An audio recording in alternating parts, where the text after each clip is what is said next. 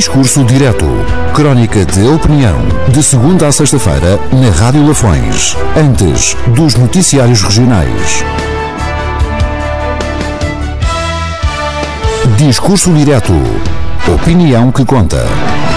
Hoje, edição com Manuel Bandeira Pinho. Dura lex, sed lex. A lei é dura, mas é a lei. Às vezes, muitas vezes até, a lei é tida e sentida como injusta e ou imoral. Razões de política legislativa e de circunstâncias várias, veja-se o atual quadro económico-político nesta velha Europa, das normas ou diretrizes que se enquadram, perfilham e impõem. Razões de política legislativa, dizia, levam à feitura das leis que, aos olhos de quem as suporta, são mesmo como a cara de quem as pariu, como soe dizer-se, porque depois acontece também que, em consequência, jurzirmos contra os tribunais, que, mesmo assim sendo, passando-lhes ou sendo mesmo até abstrata e casuisticamente injustas ou imorais, algumas leis, lá terão ou irão de ser aplicadas ali, ao sofredor cidadão que é povo, em nome do qual, afinal, conforme a Constituição da República Portuguesa, devem os tribunais administrar a justiça. A título de exemplo normativo do que acabamos de expor, veja-se só o instituído no artigo 8º do Código Civil Português. Número 1. O Tribunal não pode abster-se de julgar invocando a falta ou a obscuridade da lei, ou alguma dúvida insanável acerca dos factos em litígio.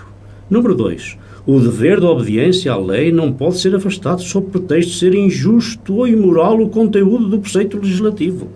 Número 3.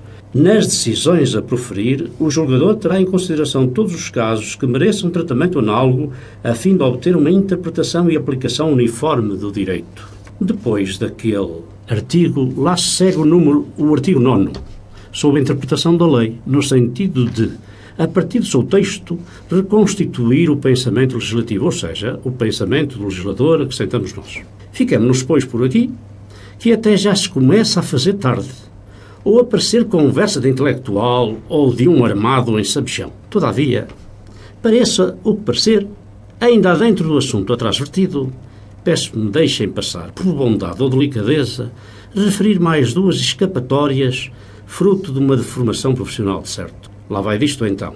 No antigo, mas não antiguado direito romano, em que o juiz chamava pretor ou pretor, e só para se comparar se sim ou não o direito romano é fonte inspiradora ou informadora do nosso direito, as características das normas jurídicas ou leis no tocante ao seu conteúdo interno norteavam-se então por três seguintes princípios fundamentais. Em latim, pois claro, que vou traduzir para o português. Língua é esta nossa de origem ou raiz latina e, por isso, avessa aos acordos ortográficos, como eu também sou, e sobretudo por ter aprendido latim desde o tempo do cônego Isidro Santos Faria, e no 6º e 7º ano a Linhas Germânicas e Direito, a que seguiu a faculdade, e o uso que se mantém das frases lapidares latinas. Vão então os três princípios que anunciei. Primeiro, honesta é vivere, não abusar dos seus poderes, isto é, exercer retamente as suas faculdades ou direitos.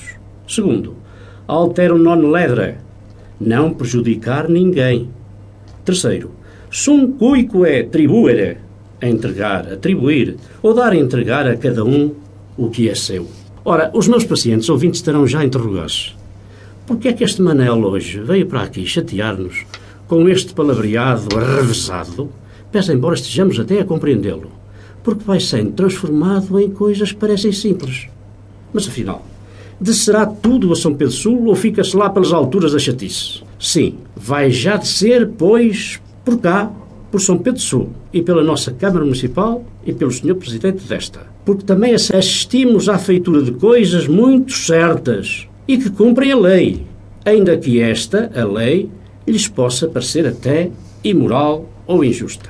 De facto, como é ou será da lei, viva a autonomia do poder local, que até daria para se estribar a coisa ao funcionário municipal nas circunstâncias que terão ou não sido atendidas e a que aludia a recente crónica, foi atribuída uma prenda, dando-se-lhe uma folga no dia do seu aniversário natalício, que as bodas de prata será outra coisa, como também é de lei, a tal esgalhada a partir da autonomia do poder local.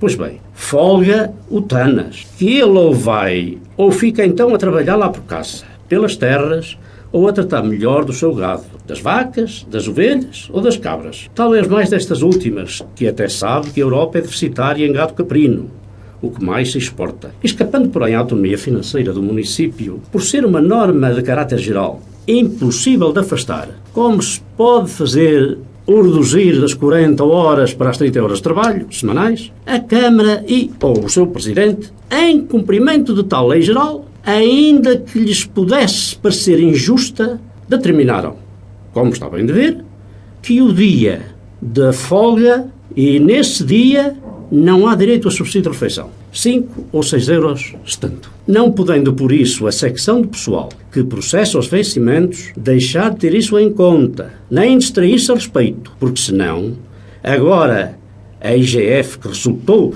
de uma fusão da IGAT e da IGAL, lá lhe cai em cima. É de certo uma medida acertada, que o mal só pode estar na medida tomada a montante, a da prenda ou folga. De facto, a norma até não é injusta, nem sequer o parece.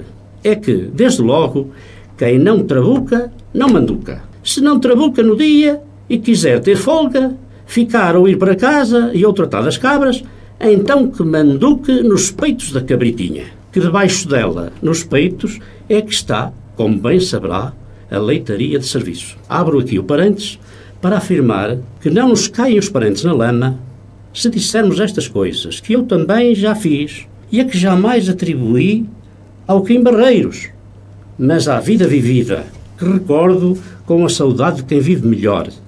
E passa a aparente contradição. Quando, com o meu irmão Zé, saltávamos da cama bem cedinho e leíamos ao corral das cabras, 2, tanto, uma delas é que estava em condições que vão a seguir. E escorripichar, ou escorrupichar, os tais peitos da cabritinha, onde ela ainda guardava algum leite, só para então nós podemos misturar ao nosso café de mistura a 16 escudos o quilo. Depois de ela se ter despedido dos filhos, os cabritos, e eram 2 normalmente, que o carneiro comprara ou que foram vendidos na feira. E assim lá misturávamos o pouco do leite escorrupichado na malga onde previamente havíamos esmigalhado o pão com algumas côdeas à mistura. A broa, pois claro, que o trigo era só para festas. E tudo aquilo, mistura feita, adquirira a cor do sol que nos iluminava e alimentava, pois logo pegávamos no carro de mão e seguíamos para o estrume ou para a lenha. Aquele pão que assim se comia não era nem nunca foi, contudo, não, meus senhores, o pão que o diabo amassou. Não, não foi e não era. É que era a tia Guida que o amassava num tabuleiro onde guardava o fermento em malga velha que os agrafos do latoeiro se bem viam ali, nas fendas que se lhe notavam, ali junto à pequena pá que apanhava tudo para a enorme bola amassada com a genica e os punhos da manguida. E o diabo era dali enxutado, porque em nome de Deus, isso sim, a manguida para que o pão fermentasse melhor e bem lá fazia a cruz, e grande, abarcando a enorme bola que a tampa do tabuleiro passava a esconder, até à altura de ir para o forno, que estava ali mesmo perto. Fechei o parênteses. Para fecho desta crónica, quero adiantar, todavia, que não tenho que anunciar à Câmara medidas importantes a tomar, que ela não atenderia ou omitiria sempre o autor. Quem foi eleito deve fazer e fazer bem, assim cumprindo as suas obrigações. Cá por mim, venho-me limitando a livremente dar ou emitir opiniões sobre o que não faria se lá estivesse. E estive lá há muitos e muitos anos, como por exemplo, não daria folga aos trabalhadores no dia do seu aniversário, mas já seria capaz de acompanhar o funcionário no seu infortúnio, onde quer que ele estivesse, dando-lhe todo o apoio económico e moral. É que tenho para mim que de minimis rebus non cura de pretor. Lá estou eu com os meus latins, já que ao pretor aludi. O pretor não cura, nem trata, não deve tratar de coisas mínimas. Até para a semana. Discurso direto. Crónica de opinião. De segunda a sexta-feira, na Rádio Lafões. Antes dos noticiários regionais. Discurso direto. Opinião que conta.